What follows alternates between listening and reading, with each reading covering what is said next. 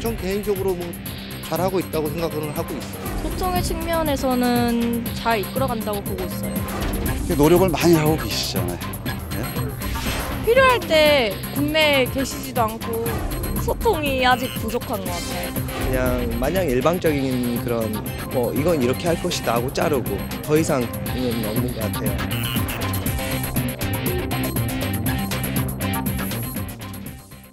예, 어제 대통령 신년 기자회견에 대한 평가는 이렇게 보시는 것처럼 좀 분분하군요. 근데 의혹에 대한 명확한 설명은 없었다라는 지적도 있는데 어떤 부분이 그랬는지 오늘 팩트체크해서 좀 짚어보도록 하겠습니다. 자, 김필규 기자, 예. 어제 기자회견장은 뭐 저기 화면에도 좀 나옵니다만 이렇게 원형으로 배치도 하고 여러 가지로 청와대에서 나름 소통하고 있다는 것을 보여주기 위해서 애썼다라는 예. 얘기는 나오더군요.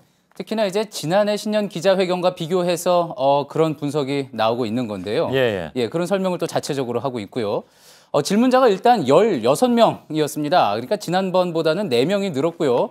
또 그리고 지난해에는 이 기자 질문 내용이 완전히 청와대에 다 전달이 돼서 논란이 되지 않았습니까? 예. 자, 이번에는 주제 정도만 알려줬고 자세한 내용은 알리지 않았습니다. 예. 자, 그러니 소통 면에서 나아진 부분이 있었다라는 평가들이 이렇게 언론에서 또 일부 나오기도 했는데요. 예. 자, 그런데 그 질의응답 시간 자체가요. 질의응답을 하는 시간 자체가 63분에서 65분. 그러니까 큰 차이가 없었습니다. 예. 어떤 추가로 더 질문을 하거나 더 확인할 수 있는 기회가 모자라다 보니까 의혹이 남은 부분이 좀 있었는데요. 예. 오늘 팩트체크에서 대표적인 3가지를 준비해봤습니다. 예.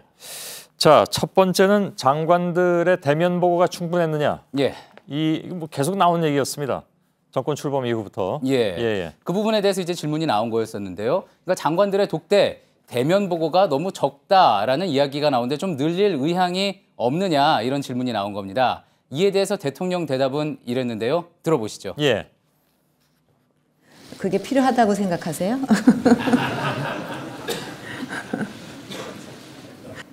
이렇게 말씀을 드려야만 그렇다고 아시지. 청와대 출입하시면서 내용을 전혀 모르시네요.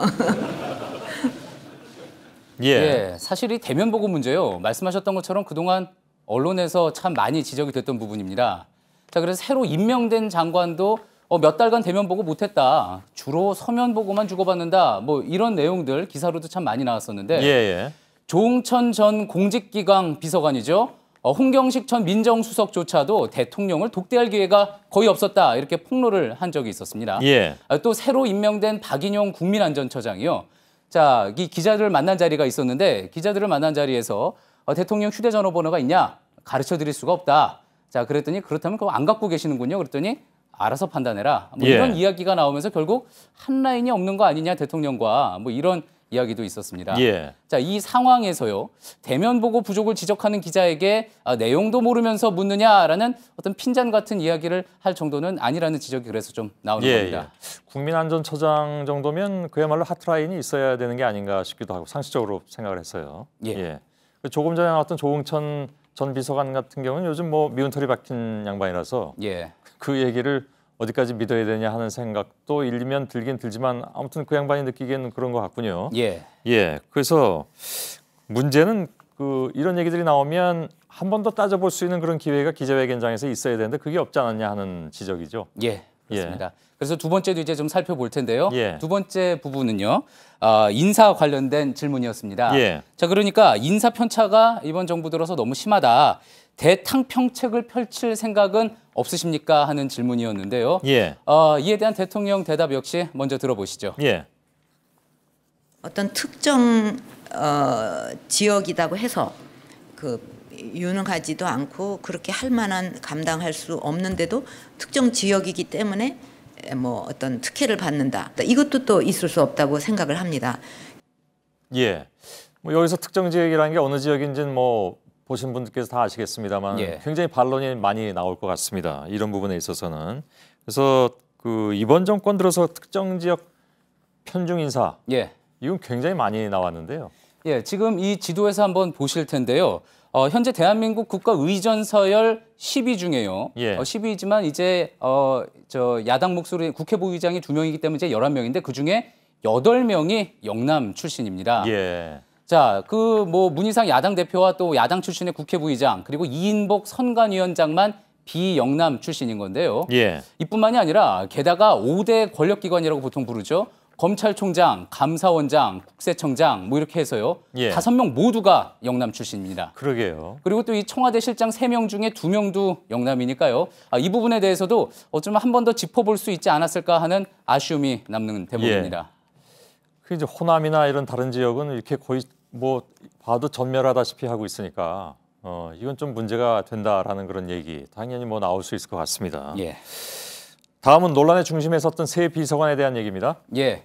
조직 개편과 관련된 질문이 가장 먼저 나왔습니다. 예, 예. 그랬더니 이번 조직 개편이 있다 그러면 새 비서관, 문제가 됐던 새 비서관도 개편의 대상이 되겠느냐라는 질문이었는데요. 예. 이에 대한 대답은 이랬습니다. 들어보시죠. 예.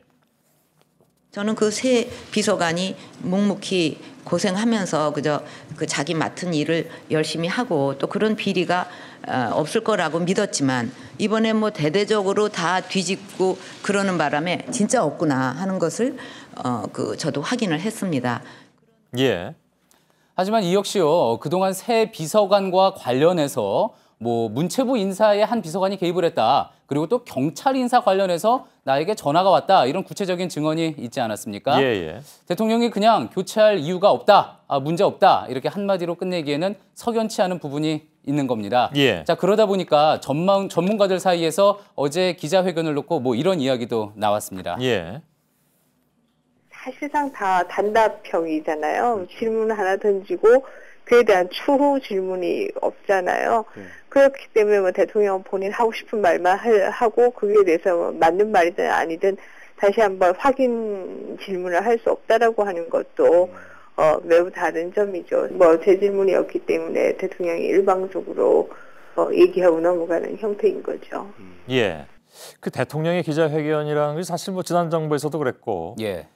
그냥 보충 질문이 없다 보니까 질문 하나 던지고 답하고 또 다른 질문 받고, 예. 이래서 별로 이제 끝나고 나도 개운치 않다 이런 얘기들이 자꾸 나오는 거 아니겠습니까? 예, 그래서 역대 정부에서도 그랬고요. 그동안 계속 미국의 기자회견은 어떤가에 대한 이야기가 참 많이 나왔었는데요. 예, 예. 백악관의 대통령 기자회견 모습 준비해봤습니다. 한번 보고 가시죠. 예. So, are you considering a plan B? And if not, why not? Well, Chuck, this is a matter of Congress authorizes spending. They order me to spend. Then, and you're not negotiating on the debt. Yeah. So, if you're not negotiating, and they say you have to negotiate, and you're not considering another plan B, then we just wait it out, and we do see all these things. Well, look, Chuck, there are. 예. 뭐 때로는 기자회견장이 토론장이 되기도 하고요. 예, 저렇게 예. 대통령이 이야기하는 중간에 말을 기자가 가로막고 또 확실하게 확인을 하고 가는 모습도 예, 볼 수 예. 있었던 건데요.